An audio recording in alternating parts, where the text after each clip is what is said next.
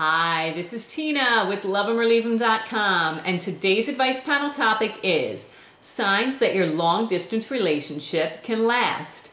Well, when I first started dating my husband, we were long distance. We were about 5 hours apart, and we did that for about 4 years. So even though we've been married now almost 17 years, aside from the fact that some changes have happened in communication, there's email and Skype and cell phones that make it easier to stay in touch, I think most of the challenges are the same now as they were back then.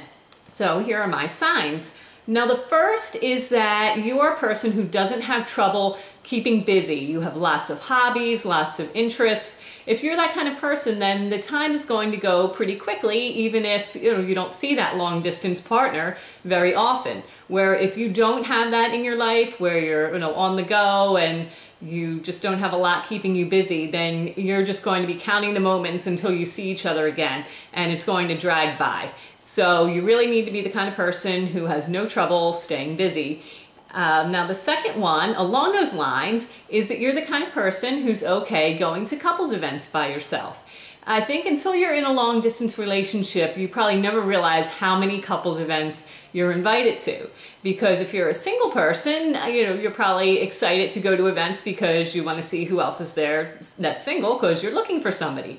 But here you're not single, you're not looking for somebody, and yet you're not with a date. So it's kind of a strange in-between place to be, but if you're the kind of person where it doesn't bother you to go by yourself, or you can bring a friend and you're still going to have a great time, then that's a good sign. If you're the kind of person who would rather stay home than go to a couples event without a date, then you're going to be staying home quite a bit.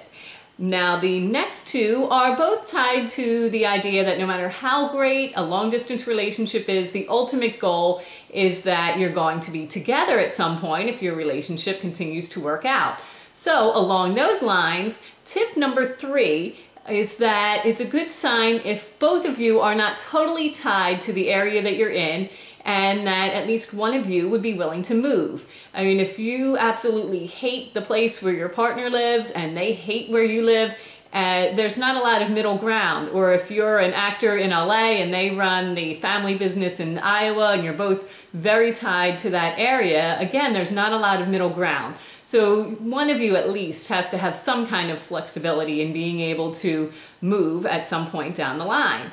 And the final one is that you have some type of a time frame for when you'll be together. Now that doesn't mean that it's going to be soon. Maybe it will be, 4 years like it was for us. But it's still, if you know that you have however many years to survive versus just thinking it's going to be indefinite, again, that makes the time go slower. We do better when we kind of know, okay, how long do I have to survive this for? Because maybe what you can survive for 2 or 3 or 4 years is not something that you can survive for 10 years. So at some point you really do need to get that time frame worked out, and if you have that planned out, that's a good sign that you've got a goal that you're working towards. So those are my 4 signs that your long distance relationship may have what it takes to last. Now to view the rest of the advice panel replies, head on over to LuvemOrLeavem.com and click on videos. Until next time, bye-bye.